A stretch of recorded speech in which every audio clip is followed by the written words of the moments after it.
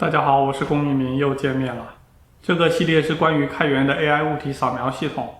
之前我们去掉了 license 有限制的东西，在这个过程中发现了一些问题，这次来解决。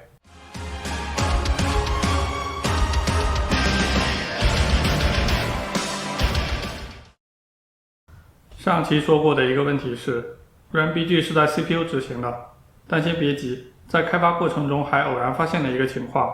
家里的 WiFi 路由在重启的过程中，系统突然无法使用了，卡在 Diffusion 载入预训练模型的过程，这和预期的完全在本地执行相违背。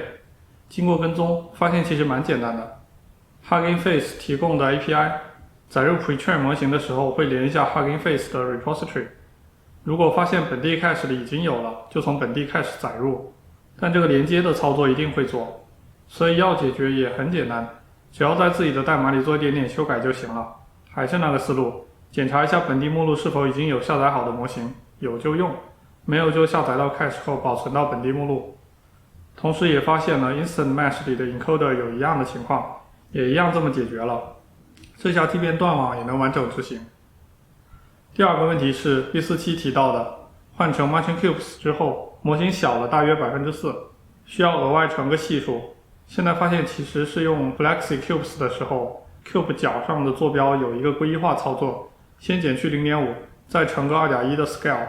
换用 Marching Cubes 生成 Mesh 之后，归一化用的是乘 2减1， 并不一致，改一下就行了，不再需要额外的 Magic Number。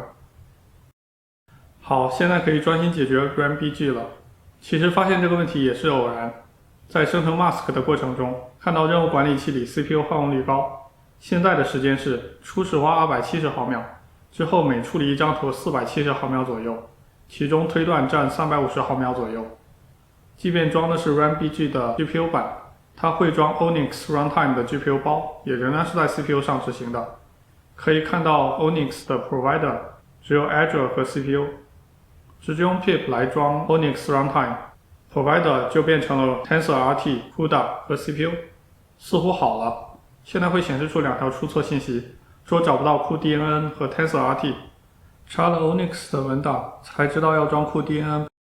现在出错信息剩下一条，也确实是在 GPU 上跑了，但是初始化升到400毫秒，第一张图的推断时间升到3秒，之后降到15毫秒，总的来说快了一点而已。接着照猫画虎，把 TensorRT 也下载下来，设置到 Path 里。用 GPU 上的 Tensor Core 来执行，按说能更快吧？出错信息确实没有了，每张图的推断都只要15毫秒，但初始化需要50到70秒，搞什么啊？这完全没法使用好吗？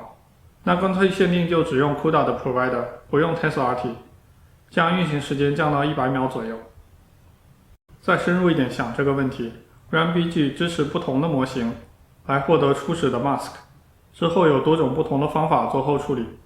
把 Mask 清理得更好，但我们只用一个模型，也只用一个后处理，不用 Alpha Matting 那些，所以就以 RunBG 为参考，自己写一个 Mask Generator 就好了。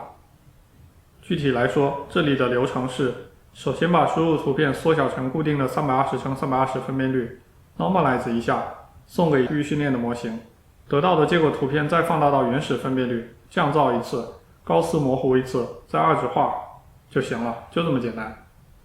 再进一步，这些图像操作都是用 NumPy、Pillow Image、OpenCV 在 CPU 上实现的，把它们都拿成 PyTorch 在 GPU 上执行，从120毫秒降低到65毫秒。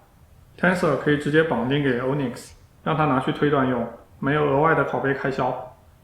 这里有个细节，图片缩放、Normalize、高斯模糊，在 Torch Vision 里都有现成的，可以直接调用。其他一些操作直接在 Tensor 上做就是了。唯一不同的是，原先的实现用的是 LangXos 作为放缩的过滤 ，Torch Vision 不支持这个，就退化到 bicubic。两者其实差不多，也就是 LangXos 对高频保持的比较好 ，bicubic 结果比较光滑。而降噪一步 ，PyTorch 里没有。具体来说，它是2步图像操作，先腐蚀再扩散，这样离散的噪声像素就没有了。这2个操作大同小异，都是用个 kernel 去卷辑图片，区别在于腐蚀是 kernel 下面的像素只要有0，结果就是0，否则保持原样；扩散是 kernel 下面的像素只要有1，结果就是1。和之前提到的纹理扩散一样，只是变成对二质化图像的操作，而不是彩色的图像。明白了这个就好办了。首先把图片二质化，然后用 PyTorch 的 Conv2D 做卷积。辅食是先把图片取反，卷积之后再取反一次，扩散就直接卷积就行了。既然前后都改成用 PyTorch 了，中间这步呢 ？PyTorch 没法直接用 Onyx 的模型，但有个叫做 Onyx to Torch 的包，可以做这样的转换。如此一来，全程都能用 PyTorch 了。用 PyTorch 的话，第一张图推断需要1秒，之后每一张图都在30到60毫秒。如此一来，总时间又降到98秒左右。Onyx Runtime 有593兆，换成只用 Onyx 载入器以及 Onyx to Torch 之后，只要30兆，小了很多。其实这样还是有浪费的。如果直接写 shader 做这些，就能更好的利用 shared memory， 把大量操作在 GPU 片上解决，不需要来回读写显存。现在来说这么做不合算，因为 shader 能用的 buffer 和 texture 不能直接给 PyTorch， 还得读回 CPU， 再传给 Tensor， 返回的结果也得这么折腾一次。当然，我的最终目标是写一个基于 shader 生成器的 runtime， 这样所有东西都能在 shader 里完成，不用倒来倒去，不依赖于 CUDA， 不限定于 NVIDIA， 完全跨平台，完全跨 GPU 厂商。但这会作为一个独立的项目，工作量也小不了。从算法上看，这里还有个显著的改进空间。SFM 可以产生深度图，所以我们不光有 2D 的图像，也有像素级别的深度。我们可能可以利用深度上的间断来做 segmentation， 比只用 2D 会清晰很多。10多年前我在做 Connect 物体扫描的时候就这么做过，只用深度来分离前景，不需要 AI， 效果也不错。现在的话能用深度来修正边缘的像素，把边缘修得更好才对。下一轮优化就来试试这了。这下 Mask Generation 已经完全被开合，用自己的方式重写了一遍，全程用上了 GPU， 性能是原先的近3倍，还是有所收益的。下一期继续开合一些现有组件，把它们工程化，改写得更好。欢迎继续收看，再见。